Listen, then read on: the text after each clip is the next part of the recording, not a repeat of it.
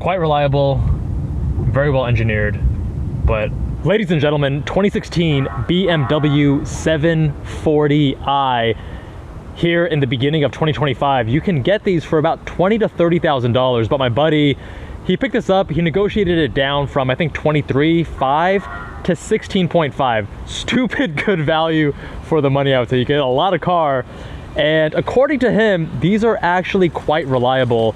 It has the very robust B58 inline six that is, in this example, making 320 horsepower, 330 pound-feet of torque. That is a inline six, 3 liters with a twin scroll turbo.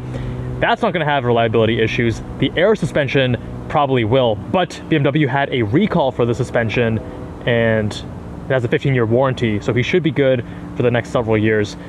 The prior owner did wrap this. It was a $6,000 wrap job, which, I mean, as we get closer here, you know, the edges aren't the best, and he actually up-badged it to the prior owner. This is a 740i with the M Sport package, but up-badged it to 760i. Up-badging is a whole nother funny story, because the people that actually care about the badge are going to know it's not the car you're trying to make it out to be, and those who don't know what the badge means, they're the only ones you can fool, but they don't know what it means. But let me show you the original paint color. You can see right here, this is the original dark gray metallic, and it's been wrapped with this satin blue. This does have the carbon core. So carbon core means that the monocoque chassis is not just carbon fiber as you might think, but they're using these disparate materials, right? You got carbon fiber, aluminum, high strength steel, and composites to get the strengths of each of them in various parts of the chassis to increase rigidity, reduce weight. And this wrap here, I gotta say, it's a little bit cheesy to me. A lot of people like to make their BMWs look angry. He is having issues with these active vents in the front. They're not opening and closing as they should. Got a lot of carbon fiber wrap just about everywhere on the exterior.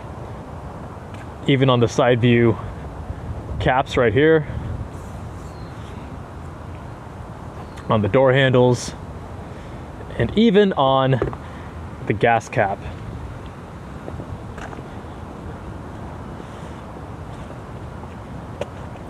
We got the performance down here too. Getting inside into the interior. Oh, very comfortable place to be. The seats are the first thing that you notice. Very soft. And the headrest as well has this very pillowy, supple feel to it. And just like that, she comes to life.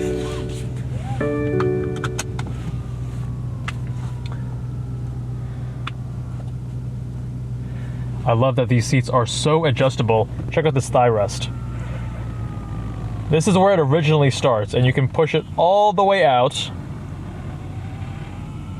to there. So quite happy with that as a taller driver. That is something that most cars don't have. Very appreciated. Some features I want to show you. This does have air suspension, so we can raise and lower the car with this button here.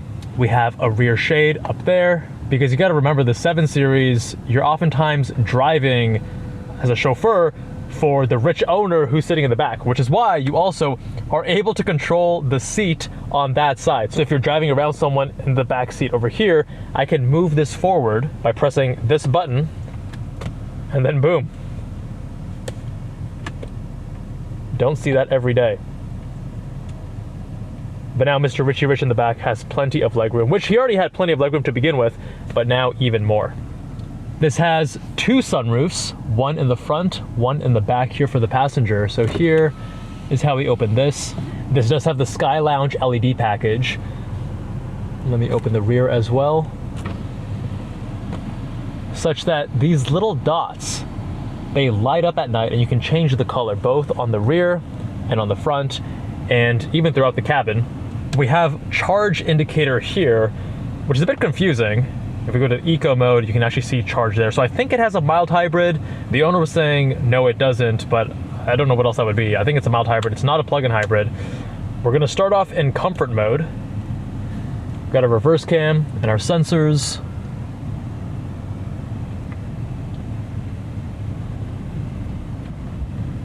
The car is weighing just shy of 4,400 pounds. It weighs 4,385.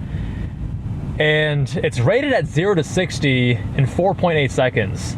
Given the horsepower and torque figures of 320 and 330 respectively, and the weight, that's quite impressive. It's probably BMW underrating things, I would assume. Suspension is very floaty, but you're kind of getting the worst of both worlds in the sense that it has this really floaty, bouncy, sluggish character to it, but I'm getting too much transmission through the chassis and the suspension of expansion joints or smaller bumps. And I'm in comfort mode right now. Not what I was expecting.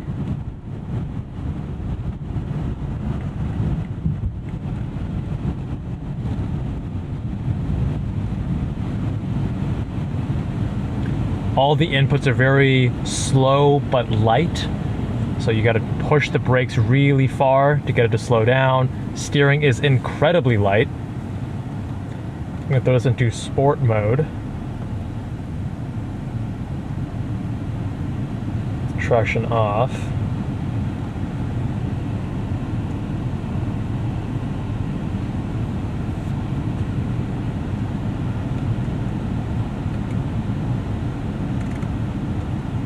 Engine, transmission, steering, damping, all in sport. Dude, this thing feels plenty quick. The 320 and 330 horsepower is probably underrated,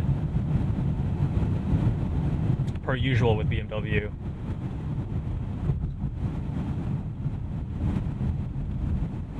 Getting much more texture and feel through the road. I love when you change settings on a car and it gives you a large magnitude difference, so that going from comfort to sport feels like almost two different cars. Because when it's too close and too similar, you're like, what's the point? So big difference here with this air suspension and adaptive dampers.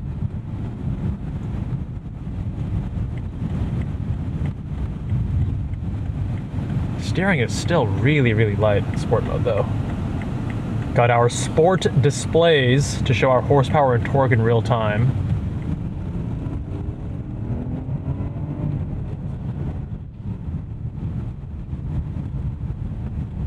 Made it to that ZF8 speed. Nice, smooth shifts with the transmission, even in sport mode. BMW with ZF8 speed tuning has always been impeccable. And while we bemoan the fact that we lost a dual clutch transmission from the M3, you gotta remember that in a car like this, in a 7 Series, you want smooth transitions between gears. And having those smoother shifts is much more congruent with the rest of the vehicle. It's very welcome here. And the whole discussion with the 3 Series and the ZF8 speed and how they've tuned that to even make the shifts feel more aggressive, I think they did a great job. We're gonna go into comfort mode. And I can tell this definitely has the mild hybrid, because when you let go of the brake from a stop, before the engine start-stop engages, you can feel the car slowly roll forward. So that's going to be the mild hybrid. But it's pretty wild that the MSRP for this car back in 2016 was $89,000 and now used for 20 to 30K. Again, I'm curious on what the actual ongoing maintenance costs are, because you know what people say about buying a used German luxury vehicle, it's going to be a money pit. And my buddy has only owned this for about a month, so can't quite comment on the long-term ownership costs. But man, considering how much car you get for the money, it's impressive. The B58 is also a really good match, just given how smooth and effortless it feels. Wide torque band, nice and smooth.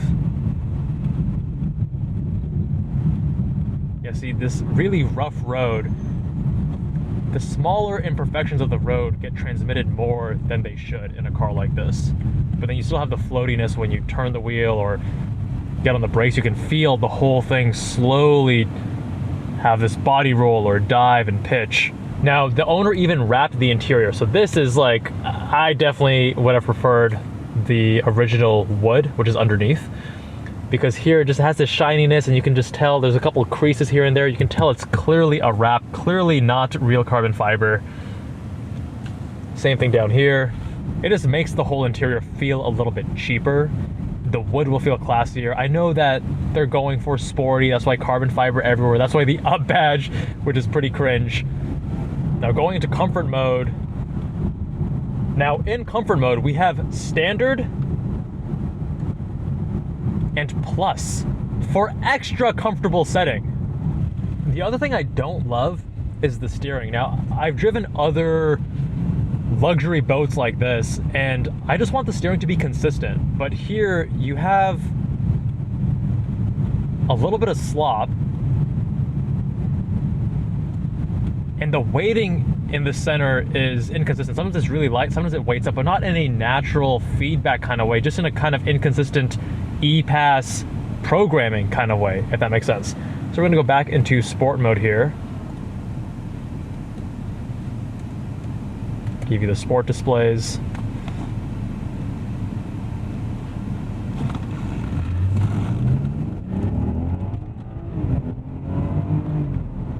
Super smooth shifts, even in sport mode.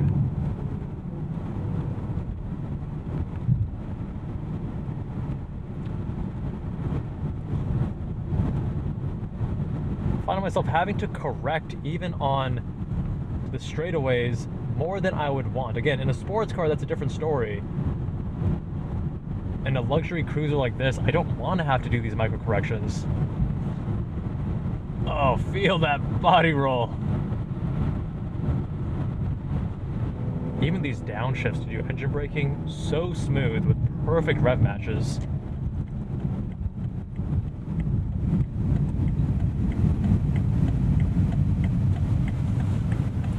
Let's see this turning radius. Not terrible.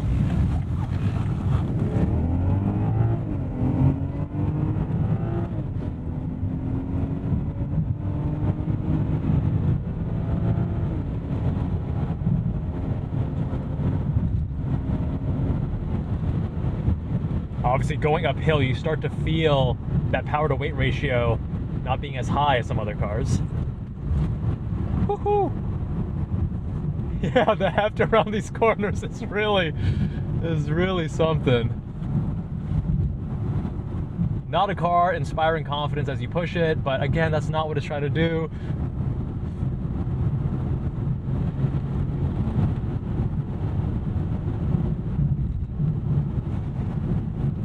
Get this back into comfort plus, because we deserve to be pampered. Perhaps the funniest thing to me is the fact that the owner is only 26 years old and he's all about luxury cruising now. Doesn't want sports cars, doesn't want a racer edge experience. And I was the complete opposite when I was in my mid-20s. I was like, give me the most hardcore, gutted out race car experience. But I guess he also looks older, so maybe he's just aging at a faster rate than the rest of us. It's fun being back here. I went to med school right over there, rotated at the VA, lived in these apartments, and would actually ride my bike across that bridge over there. I do miss this place. Great memories.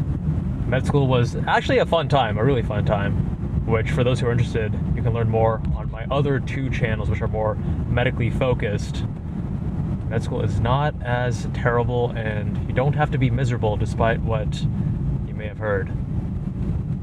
This is where you want to be in the 7 Series, in the back, being driven by your butler, Alfred. Alfred, let's get going.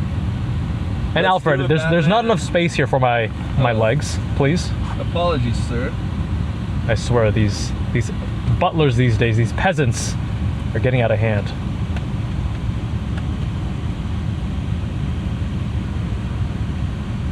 Much better, Alfred.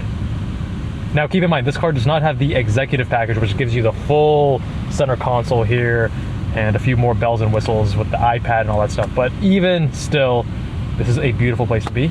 I can control my sunroof from back here, and I can get additional shade from back there, all at my fingertips. And I can adjust my own climate control back here. It's 3-zone, 1, 2, and 3.